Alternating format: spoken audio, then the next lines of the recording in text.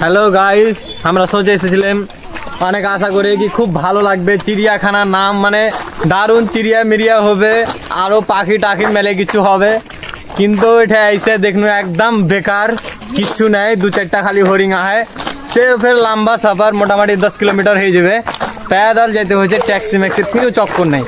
25 টাকার টিকিট, একদম হাঁটতে হাঁটতে মাথা খারাপ। আর দেখতে পাইছো তেরো সাইডে জঙ্গল জঙ্গল জঙ্গল, পুরো জঙ্গল, জঙ্গল ছেড়ে আর কিচ্ছু নাই।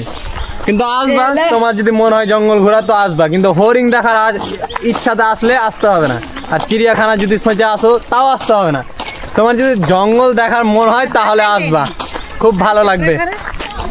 ঠিক আছে, ওকে বাই। ব্লগ করারও মন করে না, অনেক হেঁটে হেঁটে খেসতে গেছি, একদম পাটা চলে না। তোমার যদি আসার মন হয় তো আসবা। পার্কটার নাম কি হে? Forest park. পোষালে আসবা, না পোষালে না আসবা। বেলা খালি জঙ্গল দেখতে পাবে, পুরা জঙ্গল জঙ্গল জঙ্গল জঙ্গল, একদম পুরো জঙ্গল। দেখবা ভাই কতটুকু হেঁটেছি, দেখবা কত দেখেছি, দেখো 6000, দেখে না 6132 অলরেডি হেঁটে নিয়েছি। তারপরে আরও আছে অনেক অনেক, কি বলবো, অর্ধেকখানি এসেছি, ডাবল আছে এখানে এখনো আছে, দেখছো ভাই।